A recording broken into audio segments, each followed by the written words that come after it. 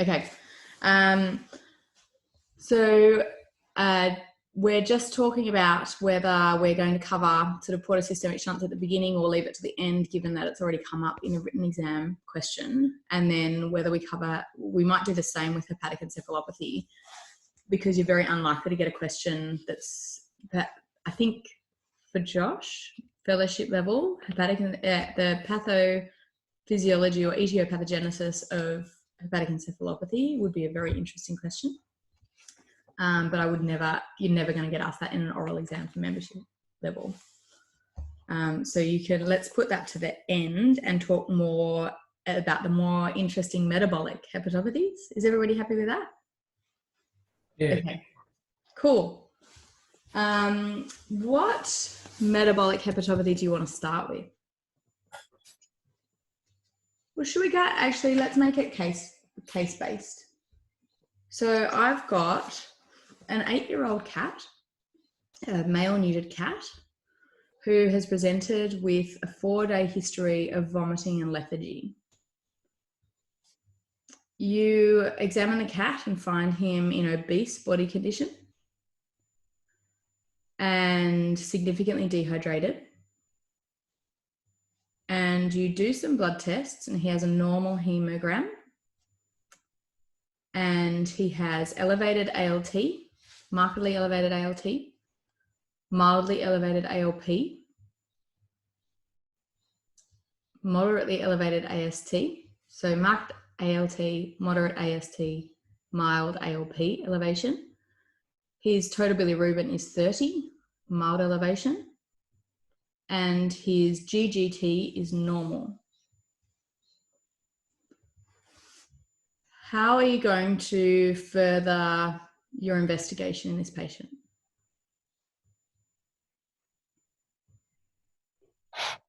Ultrasound the liver. Good. Yeah, excellent. Possibly take FNA samples and see. The book says that with FNA for I'm thinking hepatic lipidosis, yeah. Whether it's primary or secondary. With with this, I think it is. I have to review. I think it's one. If somebody else wants to jump in, I have to look again. I've forgotten whether one like GGT is higher with one than the other, something like that. Good. I was very specific about the GGT being normal, wasn't I? So it's probably secondary then.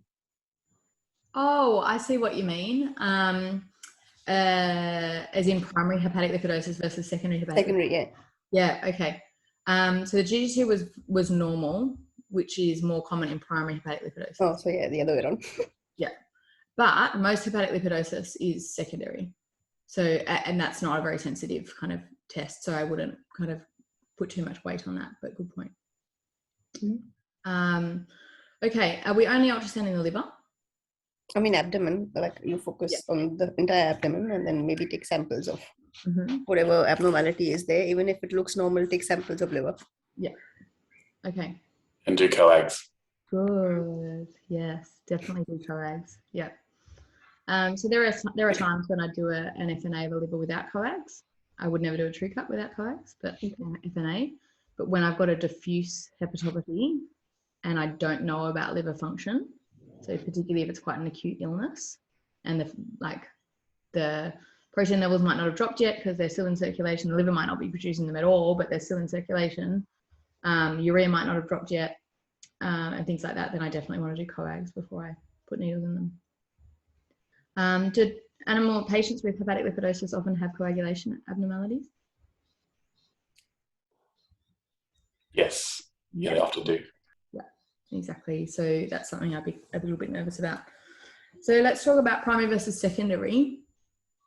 What other causes are we kind of screening for which might be contributing to the development of hepatic lipidosis? Obesity, lifestyle also to an extent, I think it does. Stress. Mm-hmm.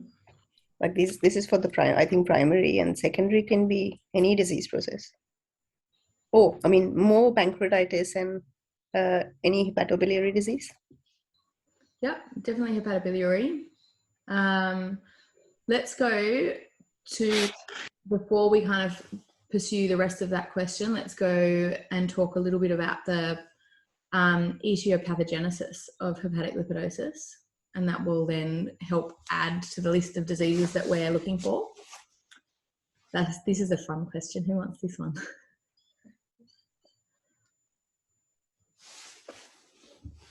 So if we talk about why is there fat in the liver? What's it doing there? Well, it's storage, isn't it? So I find this topic so hard. I don't know why it's always so challenging, but I don't know if everyone else feels that way, but it's complicated. It really is. It's like you have to remember all of the lipid metabolism pathways and the Krebs cycle, and you have to have them all up in front of you, and then you comprehend it, and then you look away, and then it's fine again. I did myself another flow chart last night when I was studying for this. All right. So it's hard for everybody, and you're never going to get this question like nobody's going to expect you to have a detailed knowledge of this at a membership level at all. But I think it's important, there's a couple of important concepts to understand. So are these cats eating well and suddenly they've got hepatic lipidosis? No. They're normally starving Good. themselves. So okay. So what's their endogenous insulin level likely to be? Probably low. Yeah. Yeah. Insulin just shoots up short term after ingestion of carbohydrates, right? Or ingestion of glucose. So very low insulin level. Do you guys know what impact that has on fat, how fat moves around the body? A low insulin level has two impacts. One is that the triglycerides in circulation can't get into the tissue. So low insulin results in a low lipoprotein lipase, which is like the key for fats to get into the tissue. So they stay in circulation. So when there's no glucose coming in, we get low insulin, and then we've got triglycerides in a state that they're really easy to access. Does that make sense? So we end up with high triglycerides, well, not high, but just the same level of triglycerides because they're not then being actively stored in the fat tissue. And then the second impact is hormonal. When you've got low insulin, you've got high what? During periods of starvation.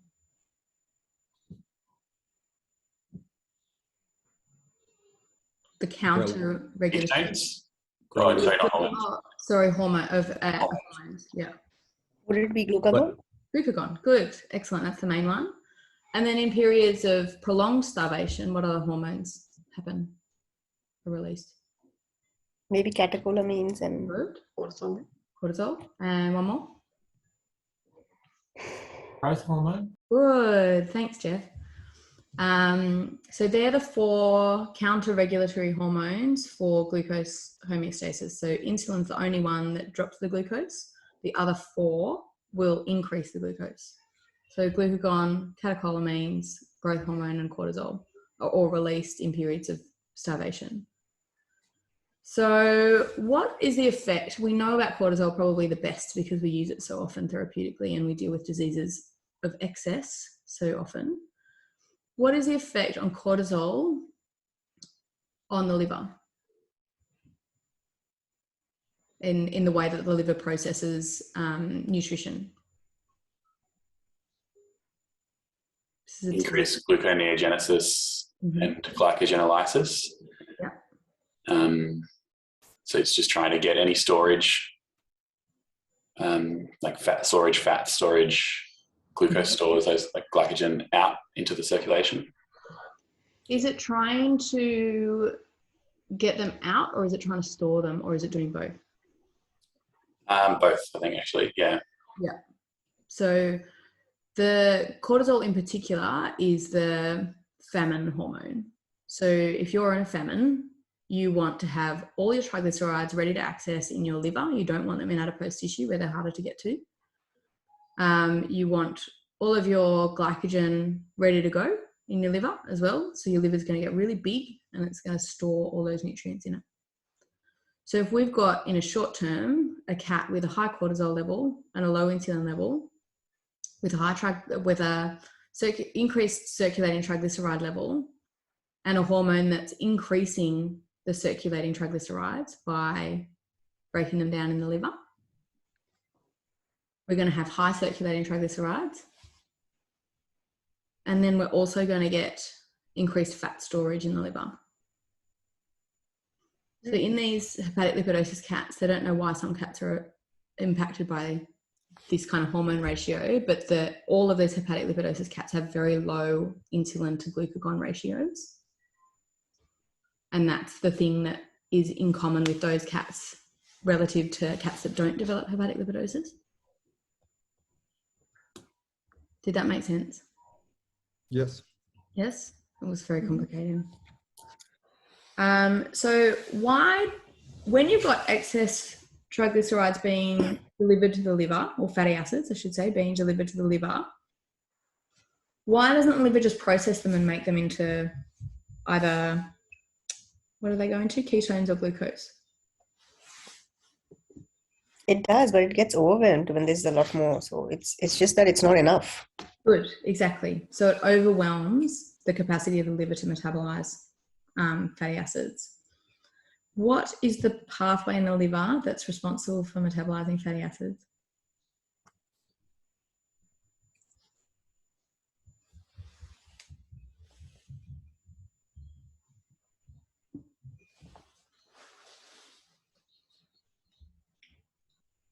It's probably a tricky question. Beta oxidation process, Krebs cycle. Again, probably not membership level, but it's just a nice one to have, like, throw in there if you're talking about it. So what happens with the fatty acids is that they're transported into the mitochondria by what nutrient?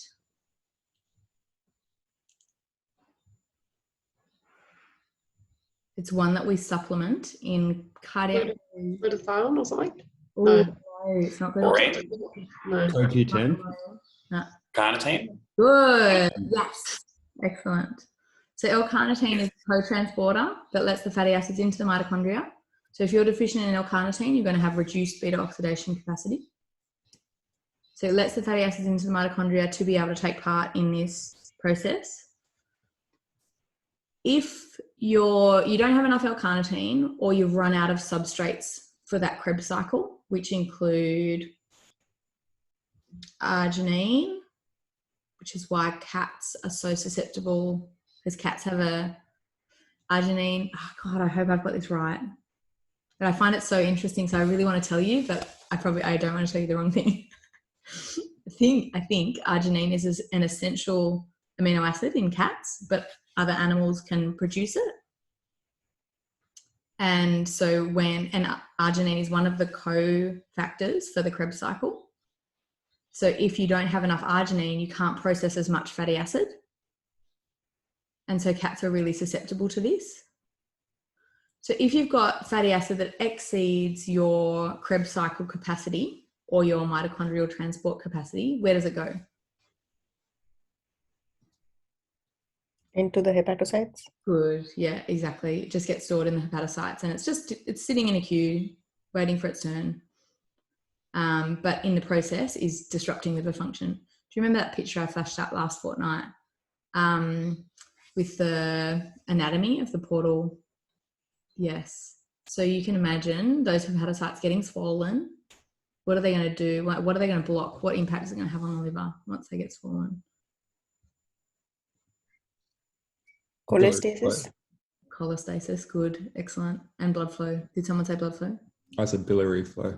Yeah, both biliary flow and blood. I said blood flow. Yeah. Yeah. So we're going to get congestion and we're going to get intrahepatic cholestasis. Good. Okay, so let's go back to what diseases in cats might cause acute onset fasting, which would trigger this hormonal response. Pancreatitis. Excellent. Good. Basically, IBD. any disease causing anorexia would do it. Pretty much every single disease that cats get. Yeah. So kidney disease, neoplasia, liver disease, diabetes, pancreatitis, cholangitis, IBD, all of them. I mentioned this cat was obese. Do we ever see hepatic lipidosis in skinny cats? Can do. So you shouldn't exclude it just because the cat is skinny. Agree. Yeah, completely. Most patients are obese. They've just got more fatty acids to contribute to the liver changes. Excellent. How are we going to treat it? Nutrition is the first thing. So Good. like that's what you do first. Okay, what's the goal of the nutrition?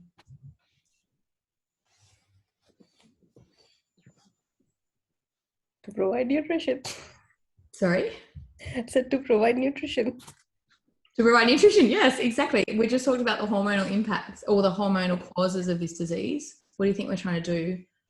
So reduce the counter-regulatory hormones? Increase them or decrease them? Decrease. Good girl. Yeah, thank you. Okay.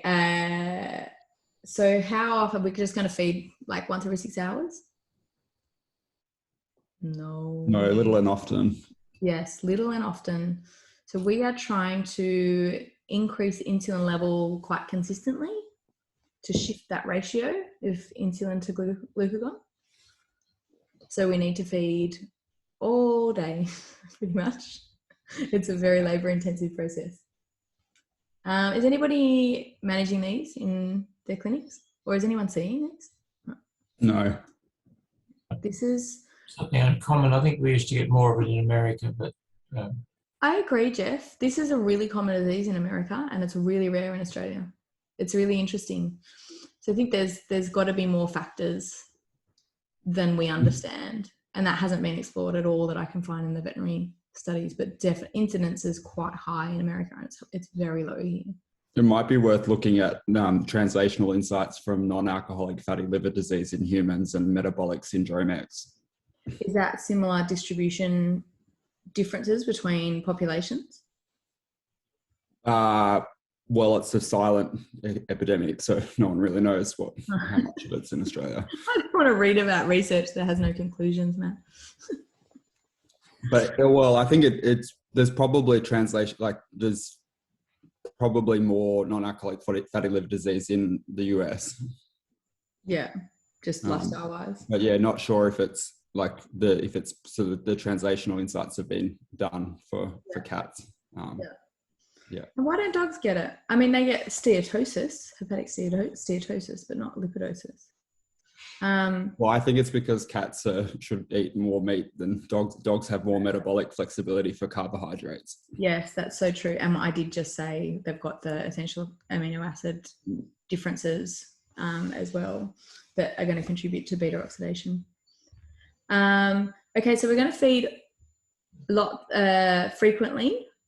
What are we going to feed them?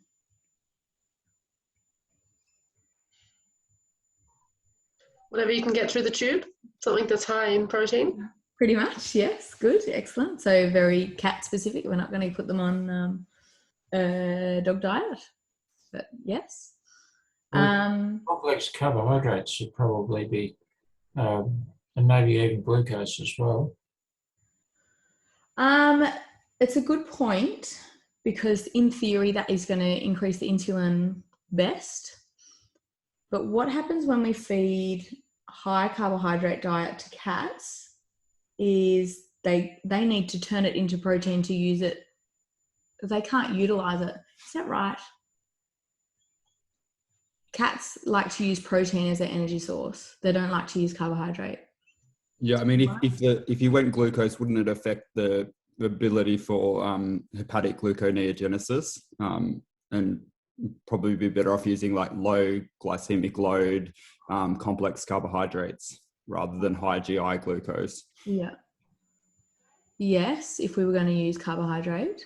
I think that most of the diet recommendations, and I'm like very much broad strokes, high protein, low carb. So we almost want like a diabetic diet because we don't want a really short spike in insulin after our feed. We want a nice curve. So because we're trying to increase that insulin to glucagon ratio over the whole day. We're trying to keep it more stable rather than have fluctuations in it. So high protein, low carb are the like broad concepts that I would go with. What about fat? What fat content of the diet? It's got to have some. We're not going to go super, super high fat diet, are we? No. Middle of the range. Yeah, perfect. Okay, so that's the feeding. What other kind of metabolic disasters do we need to address in these cats? Would you supplement them with because if you're thinking arginine is low, would you supplement them with carnitine, arginine, taurine, Good. maybe vitamin K for clotting? For 3 Very days? good. Yes, excellent. So outcomes are improved in hepatic lipidosis in cats that are supplemented with L-carnitine, taurine, and if their coags are high, vitamin K for sure. But would you deliver that orally? Injection, I think, for 3 days. Yeah, I would probably go, particularly in an acute setting. Yeah.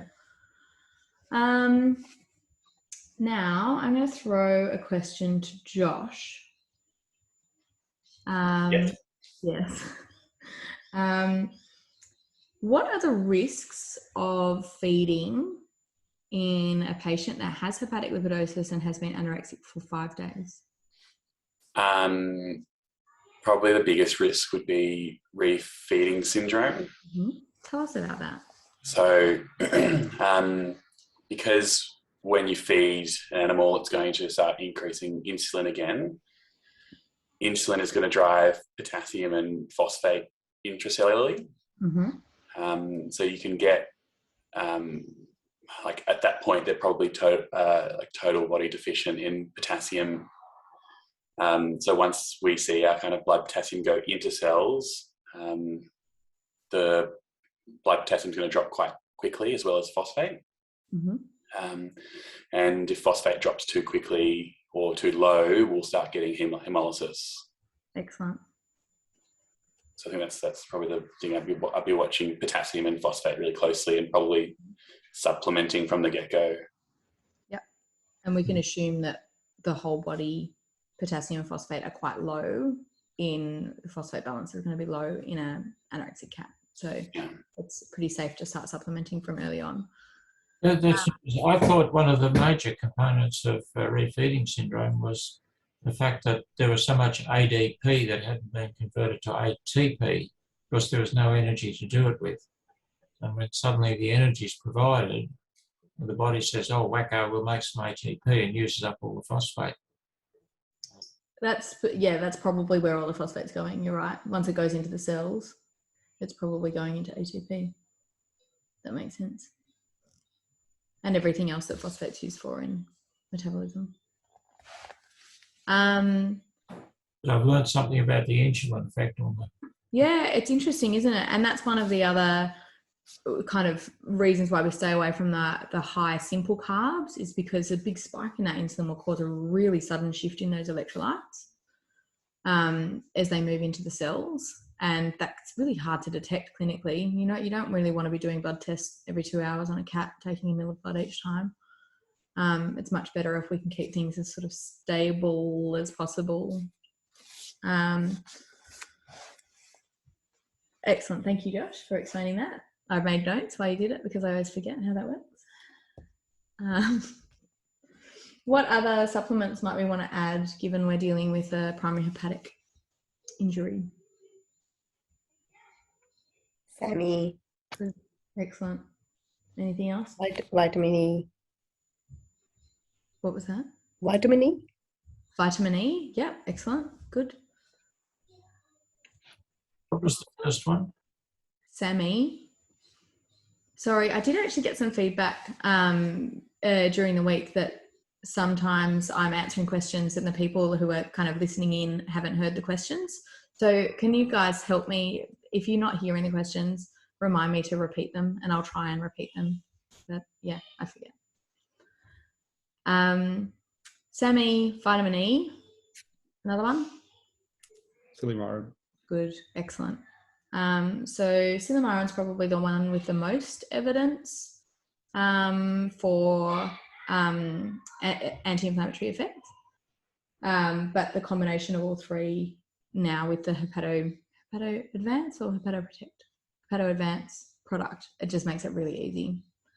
But yeah, if I didn't have that, I'd probably ditch the vitamin E and just go the Denamarin, the SAMI, and Silibin. What about, we've talked about vitamin K. Any other vitamins we want to supplement? Would you do vitamin B12? Yes. Yeah, it's a really good idea. Why? If it is impacting the intestinal tract, would you want to make sure that you're able to absorb that nutrition? Sorry, I'm a DVM3 student. So. Oh, well done, Emma. Well done. Yes, so B12, pretty much any cat that's not eating, give it B12. Mm-hmm. They can get deficient really fast. It improves appetite, it improves gastrointestinal function. So even if they're not deficient in it, it's not going to do any harm. Put them on some B12, basically. Good answer. It might be a rate limiting step in one of the biochemical pathways to like the Krebs. I don't know about Krebs cycle so much, but I think it's in ammonia in the urea cycle though, which is a good point, because what will happen if we've got hepatic dysfunction and then we've got an added deficiency in urea cycle? What's the urea cycle do? Convert to ammonia. So then you might get hepatic encephalopathy. Very good. Excellent. Good. So we've talked about diet, nutrition management. We've talked about supplementation with vitamins and nutrient and other supplements. Sorry. I have a quick question on the hepatic encephalopathy. Oh yeah. So if our end goal with feeding is to feed high protein, low carbohydrate, but it does have an hepatic encephalopathy, isn't that kind of counter what you would want to do with the hepatic encephalopathy? Yes, it's a really good question. If they've got a hepatic encephalopathy that is so bad that it's causing coma or seizures, then I would absolutely avoid high protein diet. But if their hepatic encephalopathy is quite mild and the cause of their hepatic encephalopathy is their hepatic lipidosis, and I know I'm going to resolve the hepatic lipidosis by feeding a high protein diet, I'm probably going to push it. Okay. But there's no right answer to that. Like you probably, if you asked another specialist that question, you'd probably get a different answer. Okay, thank you. No worries. And I had a question on just the practicalities of using the new poor combined liver product. I can't remember what it's called. Just because they say it has to be chewed and also to be properly absorbed, and you can't crush it, and you want to do it without food because of the SAMI. Yeah. So for this cat, you would be doing it at a different time via feeding tube. Yeah. And they say it has to be chewed, but it's not very palatable from my understanding. I don't know if anyone else has used that new combined product. How does that work? Yeah. That sounds really hard. Dog. I didn't know that they had to chew it. I haven't read that. It tastes like shit. You have to chew it though, and it can't be given food. Yeah, because we had the poor rep come to talk about it, and he really didn't have any good answers on that. I don't know if anyone's actually used it. They're coming in this week to chat to us, so I can ask more if you want. Yeah, that'd be good. Yeah, cool. Can you give us an update, Josh? Yeah, okay. Yeah. Yeah, I have no idea. I recommend that product all the time because I love the idea of having all three in together. But because I'm actually practically not treating any animals, I'm just like, you do it. So, yeah, there you go. Cool. Watch this space. Watch this space. Yeah, that's very impractical. And if I just can't understand how a product would need to be chewed but can't be crushed. Like, how can you, like, a certain amount of crushing potential, but not. It's like, I think it was like a low set. You can break it, but you can't crush it, but then you can't. If you break it, you still can't hide it in food because of the SAMI. Yeah. Yeah, maybe the reps got their wires crossed on that as a new product, because I mean, hopefully, I use a lot of human silymarin tablets crushed all the time. Okay. Yeah, so there's no reason why silymarin wouldn't be bioavailable. Like it'd be more available crushed. But I'm not sure. Oh, that's exactly. Right. I remember. It was the semi, because you know the normal semi wasn't it enterically protected. So then you've got this casing. So you didn't normally want to crush the semi, and that's why they didn't want you to. So maybe it wasn't. Maybe you didn't have to chew it or something. They had something that it could be chewed but not crushed to protect the semi, so it gets to the intestines. So with our tube-fed cats, we just give the pills orally. Okay. Yeah. Cool. So we just, because they just go down beside the tube. Cool. Excuse me. Thank you. No worries. Yeah, the tubes are really handy for giving tablets if they can be crushed, but unfortunately, a lot of them we still have to shove down. Did anybody else have any other questions about hepatic lipidosis? Not really? Is everybody happy to move on to another metabolic hepatopathy? Yes? Yeah. Cool. Let me find one.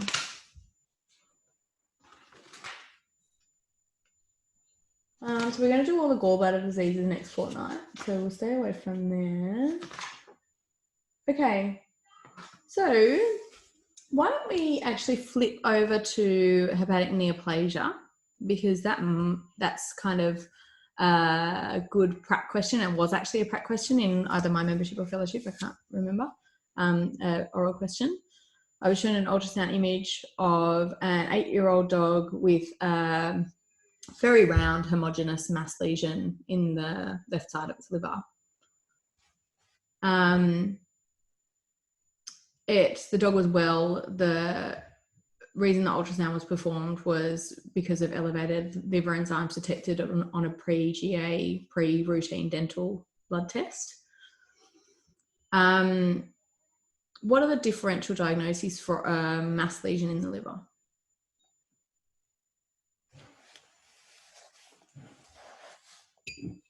If you're only seeing one, can you still have nodular hyperplasia on your differential list? If you're only seeing one? Absolutely. So I'll have that. Yeah, good. Excellent. Abscess. Good. What was that? Sorry. That was abscess. So we've got nodular hyperplasia, abscess. Neoplasia. Wow. Nodular hyperplasia is technically neoplasia. Tell me more. Hyperplasia. Hey? It's not hyperplasia. No, the WHO, Wasava, have put nodular hyperplasia in neoplastic process. What? Maybe it needs a name change. I like Matt's I'm so glad I wrote the reference to that, because it surprised me too. Okay. So it wasn't just me going, "Oh, did I make that up?" No, it's definitely Wasava classification, because they can rupture. They can actually be pathologic. They can cause capsular stretch. They can cause pain. So they are, technically classified as a benign growth. Right. So clinical rather than morphometric, like histopathological categorization. Yes. Yeah. We can probably move on. It's probably not worth discussing that. It's regenerating, right? So it's probably new cells. It is, exactly. And that's why, Pooja's point, can it just be one nodule? Can you call it nodular hyperplasia? Absolutely. Like if there's a spot injury in the liver and the liver feels the need to regenerate itself, it's only going to happen in one spot. If there's multiple or diffuse liver injuries, then it's going to get multiple nodules. But certainly we see single nodules get really big sometimes, really pathologically big, like disrupting bile flow and things like that. If this is a cat, would you have granuloma on your list, like fib granuloma? I would have granuloma on my list for both dogs and cats. Because dogs get like migrating foreign bodies and stuff as well, so could easily be granuloma. Would an abscess not be fluid with speckles through it on ultrasound? Good point. I wish that were the case, but hepatic abscesses can be full of, I don't know how much rabbit work anyone's done, but you know that the type of abscesses they get in their teeth or in their bulla, and it's like cheese, it's solid. Hepatic abscesses can sometimes look like that. I've had surgeons dig them out with a spoon because it was like cheese. So the pus is not necessarily in a liquid state in a hepatic abscess. Depends on the type of bacteria causing it. I guess lower index of suspicion in Australia, but like a parasite cyst. Yeah. Yep. Cystic structures are usually pretty distinctive ultrasonographically. What would their difference between a kind of homogeneous round tumour and a cyst in the liver be on ultrasound? Cyst should be fluid filled, should it not? Exactly. Yeah, exactly. So we have a thin wall and some shadowing, like usually with a cyst. Yeah, so the shadowing we get is actually distal acoustic enhancement. So it's actually brighter under the cyst because the sound waves travel through the cyst, the fluid of the cyst, more easily than they do the hepatic parenchyma adjacent to it. So it could theoretically be a cyst, and the reason I put that on my list is that a parasitic cyst might have very echogenic fluid in it and therefore might look like a solid tissue state, but most cysts are quite distinctive. Okay, nodular hyperplasia, abscess, granuloma, and cysts. What else? What about like hepatocellular carcinoma or hepatoma? Good.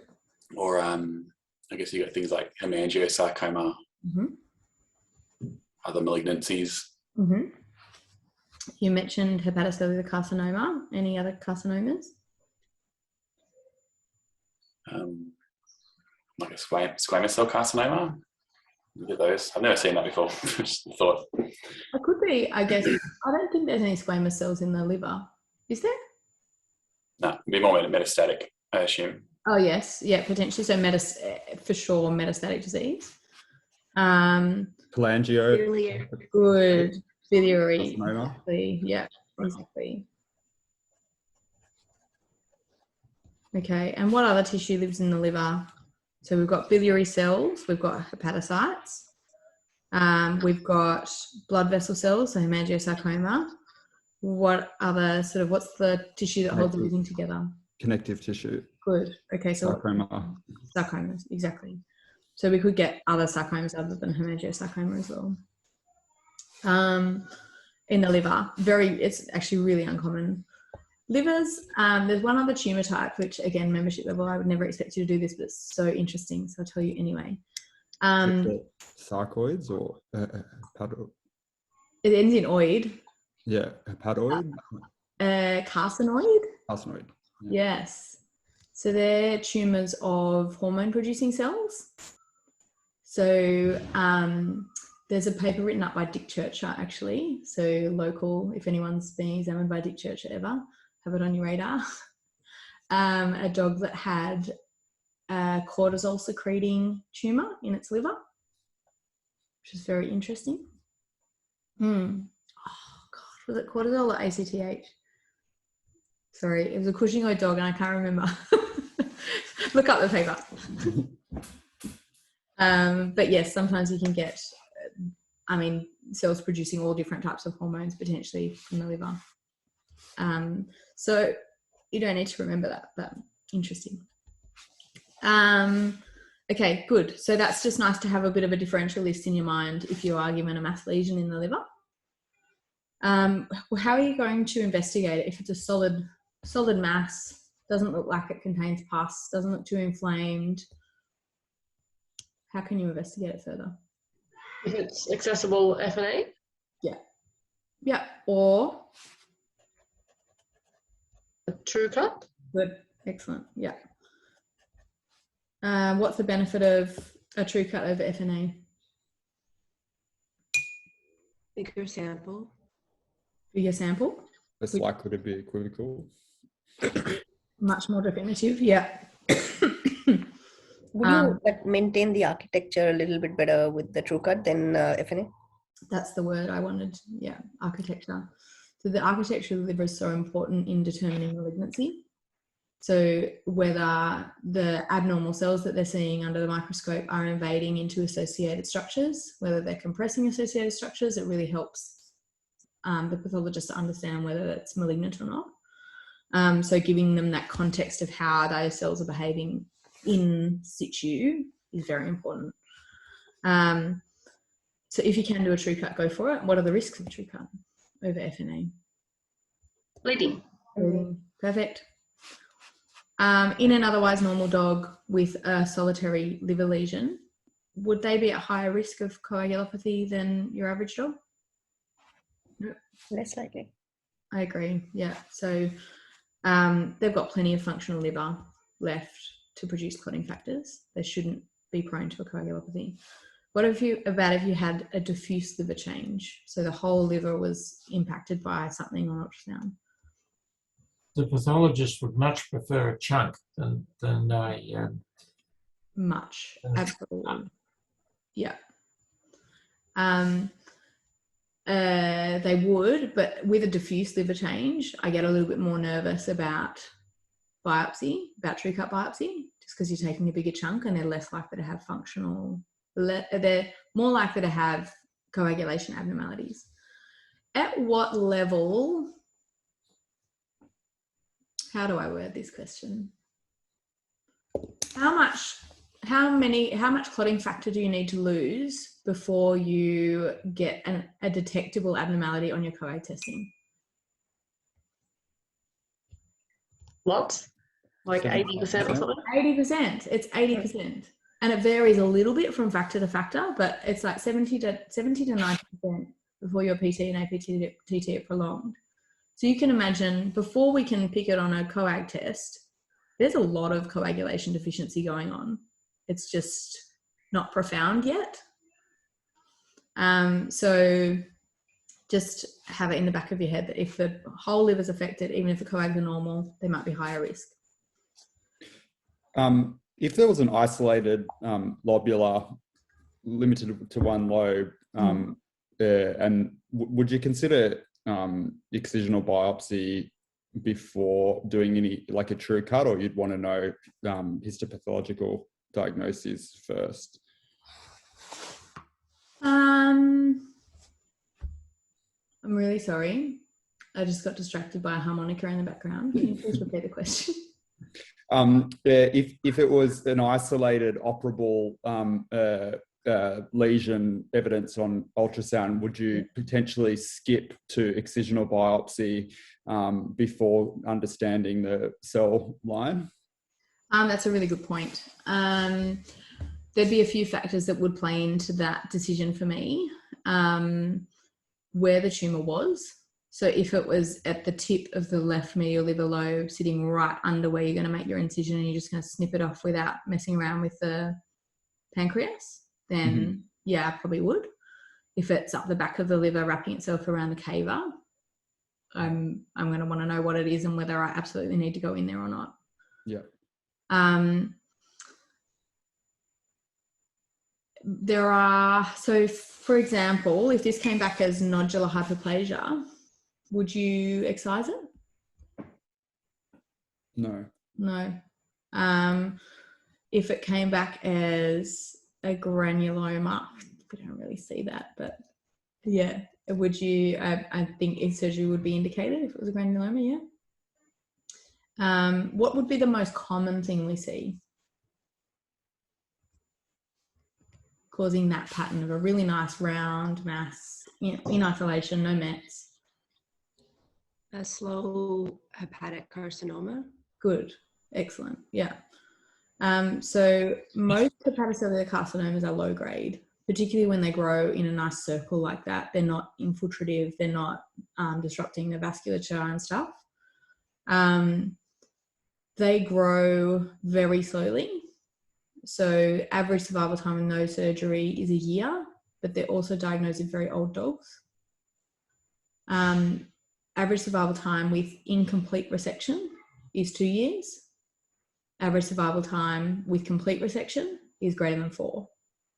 So they're really non-aggressive tumours. They metastasize very late, if they metastasize at all, and they're very amenable to surgery. So certainly if I got a hepatocellular carcinoma back and it was in a young dog and it was in a location that we could take it out without significant morbidity, then I would absolutely go straight for surgery.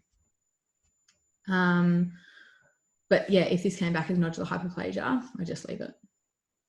And that's probably the second most likely thing we see, most common thing we see. Do we see hepatomas very commonly? It's not. No. Virtually never in dogs. More common in cats, but then liver tumours are less common in cats. What's the most common liver tumour in cats? Lymphoma. Yes, definitely. What about solitary liver tumours?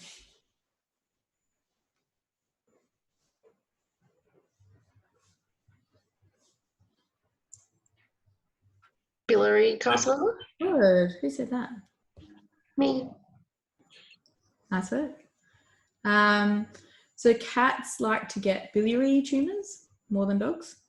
And they're often cystic because they're biliary, like the actual kind of ductal cells that are forming the tumour. So they're often producing bile into the tumour. So those ones are a little bit harder. They often look quite distinctive on ultrasound because they're kind of big solid masses with these huge cystic regions, like very complicated cystic regions in them. Those ones are a little bit tricky because if you aspirate them or true cut them, you're going to cause a bile peritonitis potentially. So we still do that, but that's one tumour that if I saw on an ultrasound, I might say that might be worth, if it's very accessible and the owners are keen, going straight in and getting that out. The other thing to note, I guess, is ultrasound appearance of cystic nature makes a mass more likely to rupture, and therefore there's more of an indication to go straight to surgery rather than biopsy.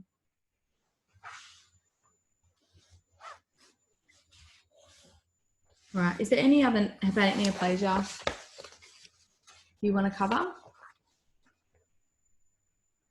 I think lymphoma is probably a good one to talk about medically because it's interesting, but you're not going to, it's too vague appearance-wise and stuff. You're not going to get a question of that in an exam, I wouldn't think, in an oral exam.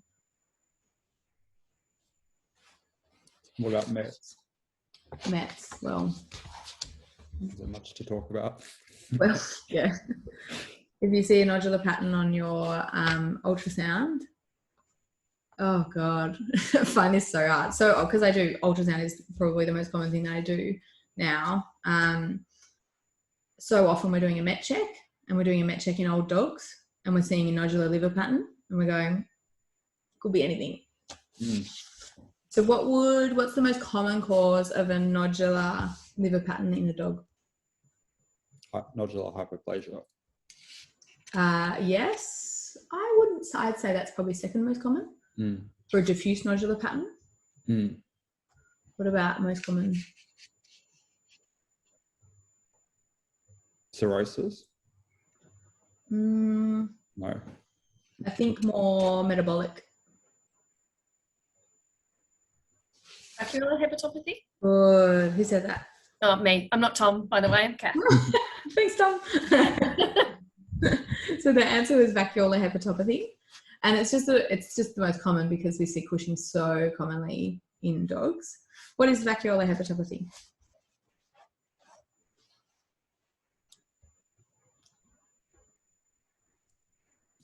Isn't it kind of similar to what we're talking about with hepatic lipidosis? But what's in the vacuoles? Like, oh God, it's a glycogen? Yes. Yeah. Yeah, you second guessed yourself there. I did.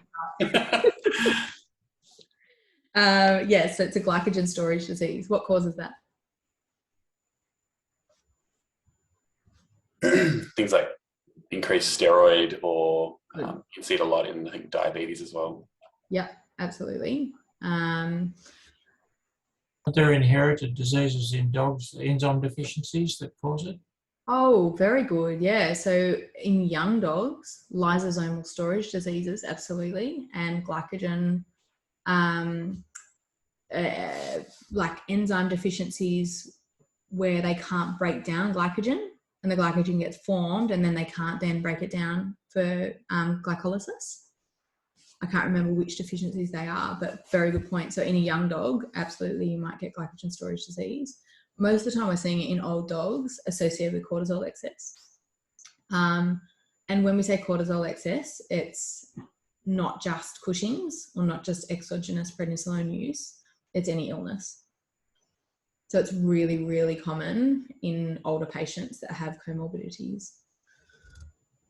And again, Wasava classifies vascular hepatopathy as a neoplastic process in the liver. Interesting. Does everyone know what I mean when I say Wasava? Does everyone call it that? Mm-hmm. Good, perfect. Okay, we've got 5 minutes. Any requests?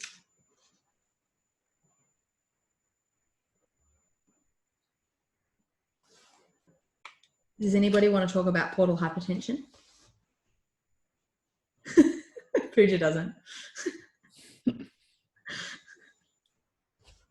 That was probably not a really supportive yes, we do. Anybody other requests? Is portal hypertension just more common to surgery for shunts, or does it occur naturally as well a lot? Occurs naturally. So let's talk about the different mechanisms of ascites.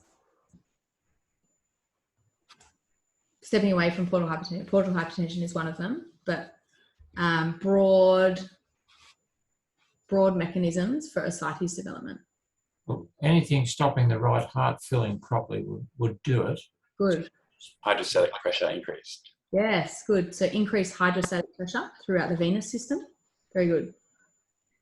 Hypoproteinemia. Good. Decreased oncotic pressure. Matt said. So that typically caused by hypoproteinemia. Any others? Increased vascular permeability. Very good. Caused by? Vasculitis, inflammation. Good. Excellent. Or duct occlusion, but that's more likely to cause lymphangiectasia. So, excellent. So decreased lymphatic drainage. Good. So we've got all four. So we've got increased vascular permeability, vasculitis, or anaphylaxis. So sometimes the vessels just like open their walls, like in anaphylactic shock. We've got decreased oncotic pressure. We've got increased hydrostatic pressure, which can be portal system or venous system, or both.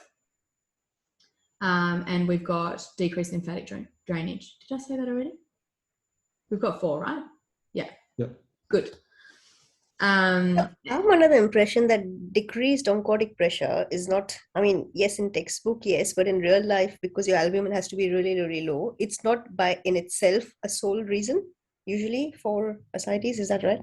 That is right, with the exception of primary lymphangiectasia, where dogs just come in with very low albumins and tummies full of fluid, but no edema anywhere else, and we don't really know why.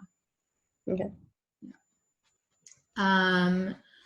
But yes, you're right. Most dogs with primary with the decreased oncotic pressure as the cause of their fluid leaking out of their vessels, they'll be puffy everywhere. They'll have really thick lips, thick ears, thick over their paws and stuff like that, as well as have a bit of fluid in their tummy. And they rarely present with just the tummy, like, you know, the distended tummy full of fluid. Okay. Now, sort of forgetting ascites, I just wanted you to go through that because that's a nice thing to have in your head for an oral exam. And moving on to specifically portal hypertension. Can anybody tell me what the kind of categories of portal hypertension are? Pre-hepatic, hepatic, post-hepatic. Very good. Excellent. Okay, tell me about pre-hepatic causes of portal hypertension. What might they be?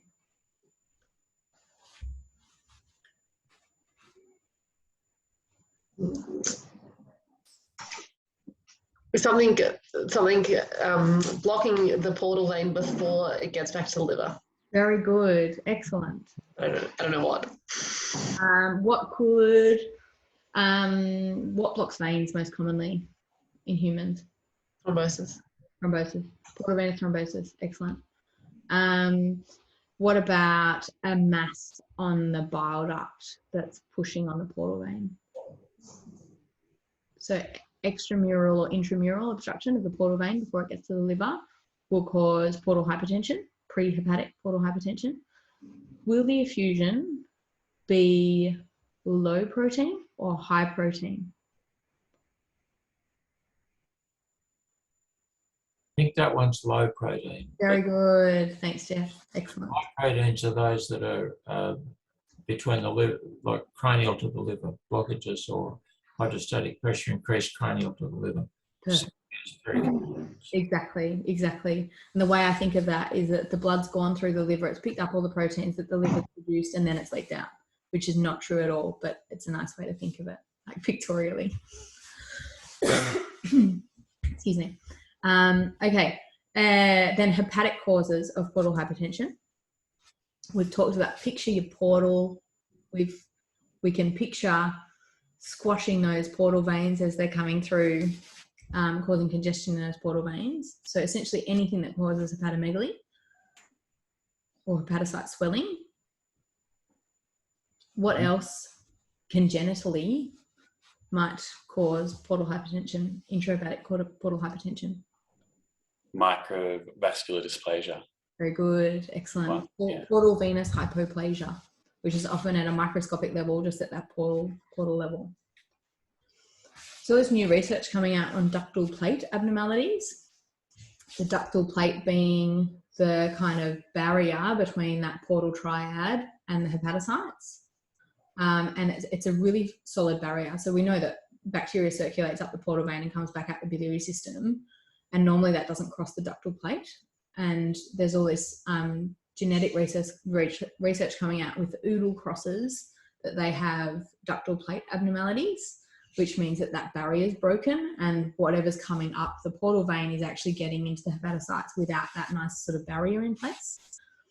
So as a cause of inflammatory liver disease, it's quite interesting. Emerging research coming out of Cornell University, the Sharon Center, who I have a little bit of a crush on, just for the record. Okay.